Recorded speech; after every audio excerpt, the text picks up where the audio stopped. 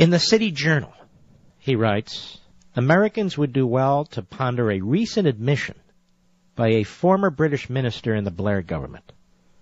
On March 2nd, The Guardian reported that the ex-minister, now Lord Warner, said that while spending on Britain's National Health Service had increased by 60% under the Labour government, its output had decreased by 4%.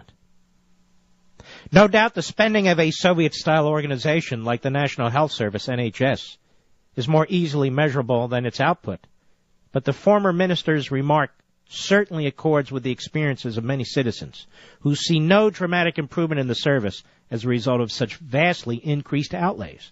On the contrary, while the service has taken on 400,000 new staff members, that is to say, 1/5 of all the new jobs created in Britain during that period, continuity of medical care has been all but extinguished. Nobody now expects to see the same doctor on successive occasions in the hospital or anywhere else.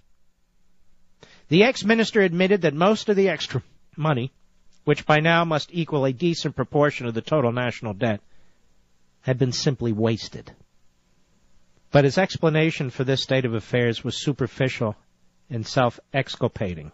To say the least, he said that the NHS received more money than it knew what to do with because of managerial inexperience. As it happens, the NHS knew exactly what to do with the money. Give it to its staff, new and old. British doctors, for example, are now the second highest paid in the world. They're not necessarily the happiest. They've accepted the money on condition that they also accept, as quietly as mice, increasing government interference in their work. When you go to a family doctor in Britain, he's more likely to do what the government thinks he ought to do and will pay him a bonus for doing than what he thinks is right. This is where we're headed, folks. All that partying at the White House. They're partying over your demise.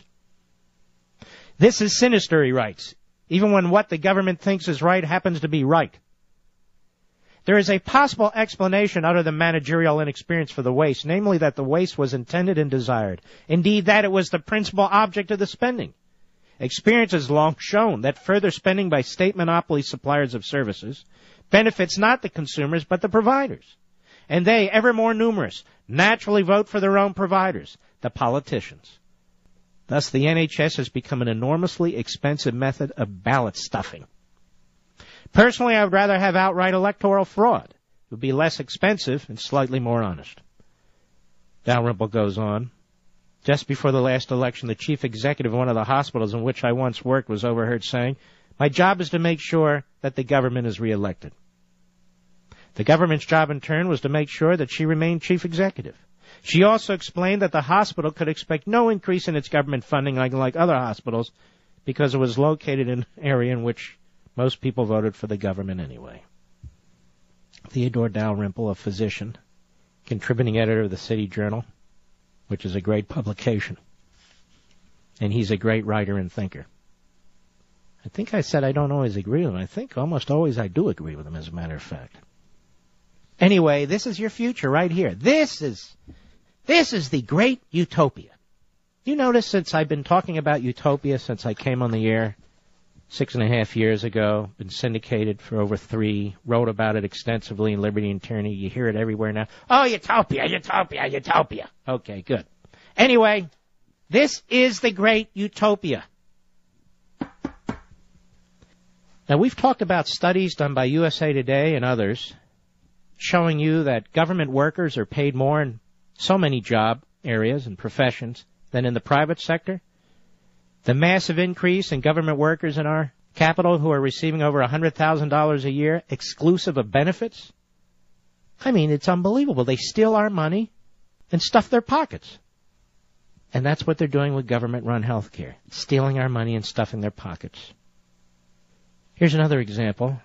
The Hotline. House GOP aides and the nonpartisan Congressional Research Service believe health care legislation passed this week requires lawmakers to enroll in government-run insurance programs while exempting leadership staffers, many of whom were instrumental in crafting the bill. So, you have committee staffers who write this 2,700-page monstrosity, who have managed to exempt themselves from coverage of that monstrosity. They keep pushing the American people. One day, I'm sad to say, and I certainly do not encourage it in any respect. One day people are going to rise up. This rebellion we have, which is so civil, so peace-loving, which they smear and attack, I mean, I'm telling you, people are going to get sick and tired. Wait until all this crap kicks in, if it does. He's going to run around the country, this idiot Obama. That's right, I said it. He's an idiot. He's going to run around the, hey, where are the death panels?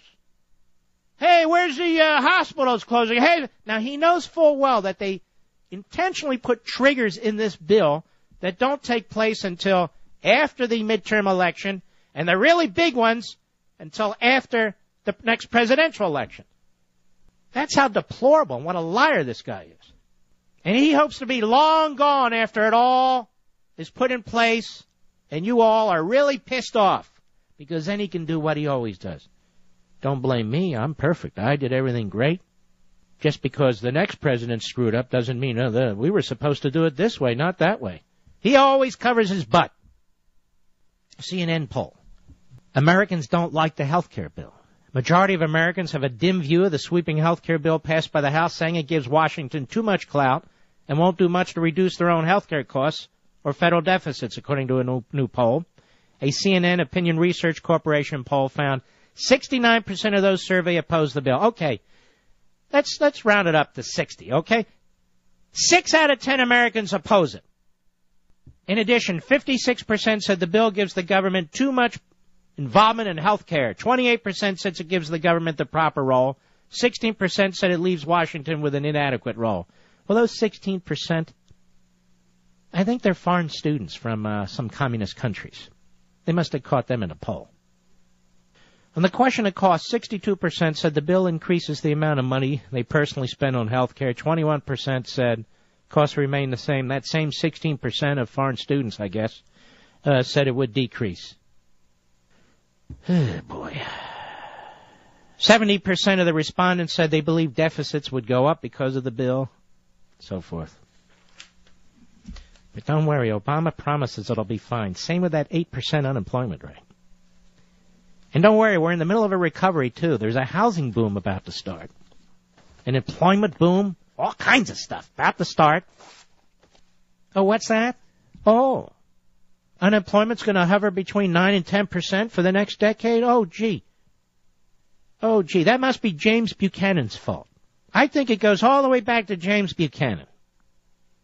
But don't worry, the same man who has screwed up our economy, who has killed millions of jobs, who's forced people out of millions of homes, who's caused bankruptcies from sea to shining sea. That's right, Obama.